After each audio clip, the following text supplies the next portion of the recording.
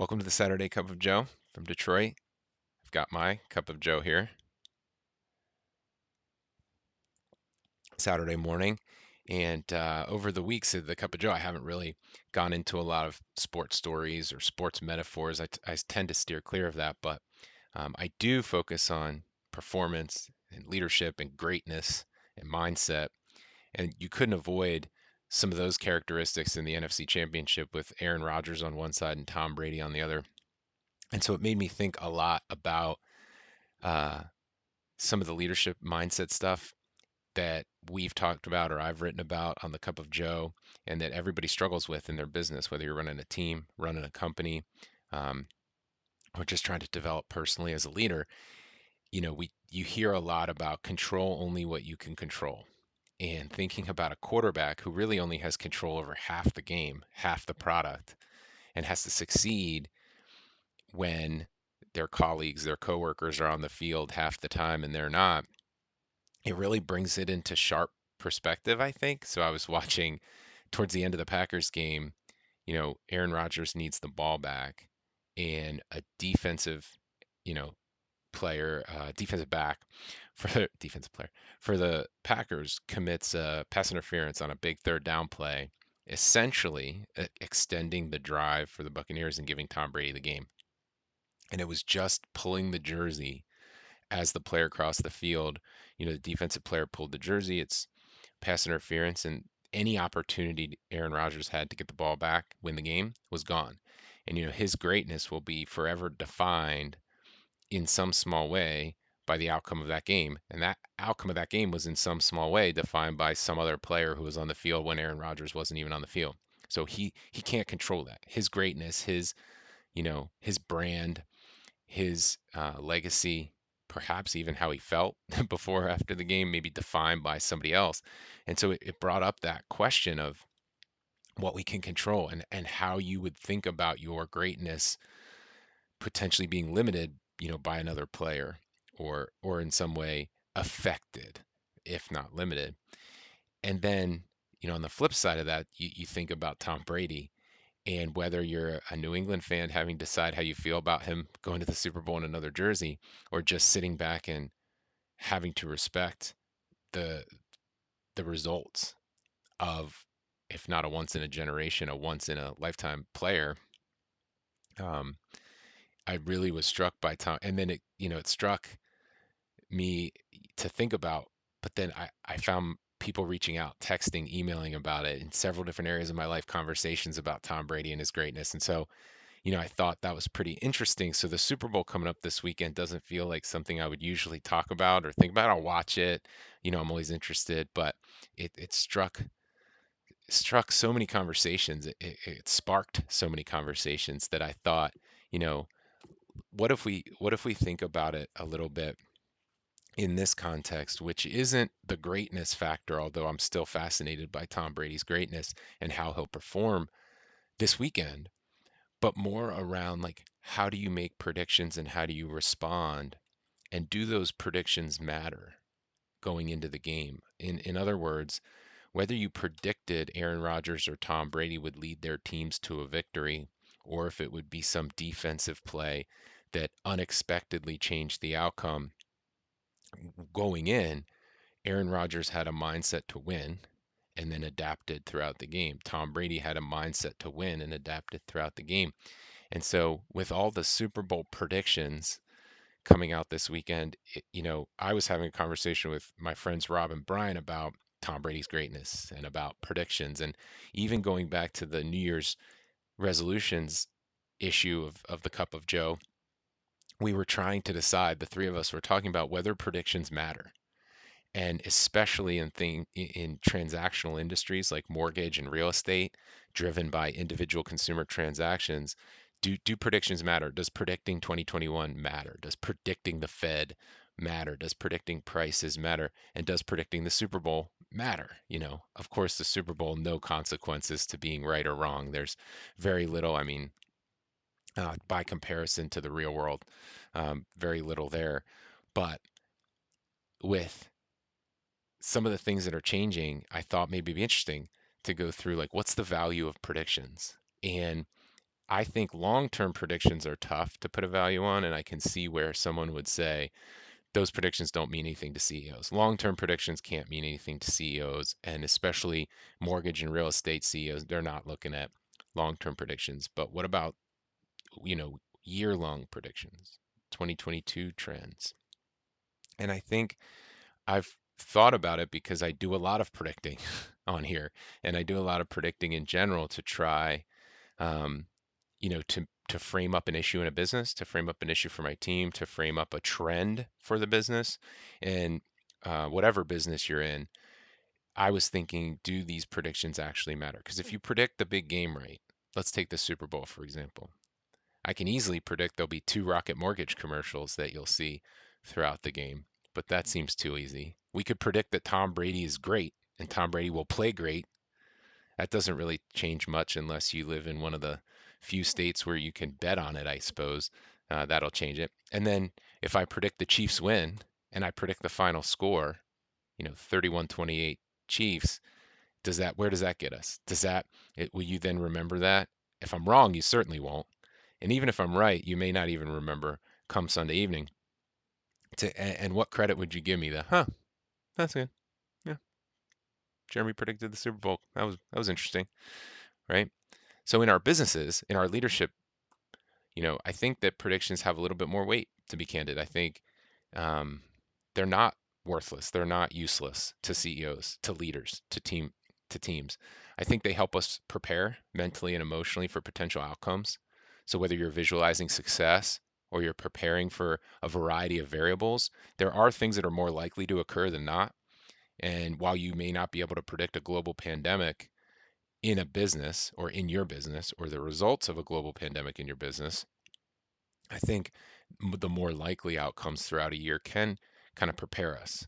And that way, you've thought through mentally or emotionally some things that would happen. So, for instance, simply being able to speak to trends or tie themes into your business and how you talk to your team does matter. So, if you know that there's a um, prediction you believe is going to happen in 2021, being able to weave that in to how it is reflected in your business or your team, that does matter. That can make a difference. I think it helps us tie threads across different issues or different topics. So being able to take something, which I'll talk about in a second as one of my predictions, which is the green energy efficiency climate risk implications in any business today, whether it's housing, manufacturing, auto, take your pick. The being able to tie those threads into what you're doing, being able to tie those into your marketing, into your sales, into your team member development, I think that does matter. Predictions help in that regard. And so if it's not, just a mental emotional exercise to help us prepare and be ready, if it's not being able to speak to trends and themes as they pop up and being kind of deeper on those global issues or those macro issues, if it's not helping tie threads, I think all those three things matter. The last thing, the fourth thing, perhaps the most important, is just if you see a trend or a prediction that maybe doesn't resonate with your business, being able to define the future instead of being defined by it can be huge. And so, I think of my wife Meredith likes to, she talks about making a decision by flipping a coin. And she told me once that you do heads and tails and you flip the coin to make the decision. And it's not actually whether the coin lands on heads or tails, it's how you feel when it lands that tells you how you really feel about the decision. In other words, if it lands on heads and that was the choice that you wanted, and you're like, "Phew," you feel that moment of relief, that means you were making the right choice all along. If it lands on heads and you're disappointed, that means the real thing is to go with whatever tails was. And so the coin itself doesn't dictate the outcome, but the coin is a tool about how you feel about it. If you see a prediction that is threatening to your business, or you see a prediction you don't think is good for your consumers, your clients, your customers, your team, then define the future. Then go after that and make sure that that trend doesn't become a reality. So I think predictions also help CEOs and leaders direct the outcome and not be defined by it. So predictions. I already gave you my Super Bowl predictions. What about 2021? I think that the three things that came across my desk this week that I wanted to talk about. First, there was a lawsuit around real estate commissions. I'll link it in the post, but I think that real estate commissions and real estate platforms will be under heavy competition and scrutiny this year, whether it's the transparency that this lawsuit was about, disclosing what the borrower's agent was able to make, what the seller's agent was able to make, and if the seller's agent splits 6% commission with the buyer's agent and the buyer's agent gets 3% from the deal, they're not allowed to promote their services as free, even to their buyer who didn't pay anything because it wasn't free. There was 3% baked into the transaction. That's what the lawsuit's about. My point is real estate platforms, real estate commissions will be threatened, challenged this year by transparency, like I just said, by tech and making things more efficient, bringing scale, and then perhaps even in the number of the commission, 0%, $0 commissions, right? We've already seen you know, so-called discount brokerages or tech platforms try to drive it down to about 1%.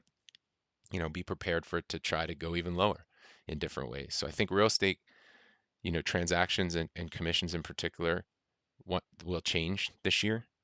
I think my second biggest trend is probably the one I'm most passionate about personally. You've heard me talk and write about ESG, environmental social governance, companies having to focus on green, home ownership as social impact, home ownership as social good, housing as infrastructure for the new administration, but also with a focus on climate change and climate risk. The SEC named a senior advisor on climate risk as an advisor to the SEC. I think that was a big news-making item this week, but it's important. And then finally, I think that incumbents, large companies we'll be consolidating. We'll be looking for M&A opportunities. We'll be looking for creative joint ventures. And the reason incumbents are being threatened, consumer brands, retail brands, consumers more trusting of mobile, social, and digital platforms. So I think incumbents are feeling that pressure. Incumbents are feeling threatened, maybe more so than ever before. I think large companies are needing to get bigger to compete. Large tech companies that are getting larger are starting to weave into a lot of different industries. And so I'm calling them incumbents, but the big existing successful leaders in those industries or those silos are finding out that they might have to find a smaller, more dynamic company to help them compete, or they're building something to be able to be resilient to the threats of tech and the threats of large tech platforms coming into their industry. And then lastly, just creativity and new possibilities and innovation, right? Like one reason you would engage in M&A or consolidation, partnerships, joint ventures would be to get more creative, to bring more opportunity to shareholders and to consumers. And so, we saw this week Google and Ford partner on a multi-year deal to co-create the future of mobility and technology together. I think Google and Ford makes sense. I wouldn't necessarily told you I could have predicted that announcement, but seeing the announcement lets you predict, yeah, that's probably going to happen a lot more. And there will be more M&A activity, joint ventures, partnerships where big companies and brands are trying to get more dynamic, get closer to the consumer. Um, we've seen the consumer strike back in many different ways, I think, recently, not just the Robinhood and GameStop stuff, though that's there, but in a variety of ways we're empowering the consumer and consumers joining together um, again, either against or with platforms, I should say. And I know that's a little vague, but I mean, I think in 2021 we'll see more of it, and there'll be a race to get some credibility in with consumers in the palm of their hand. So, again, I hope you have a great weekend. I hope if you watch the game, you enjoy it, and if you don't watch the game, you have a great weekend. Thank you for your time as always, and see you again next week.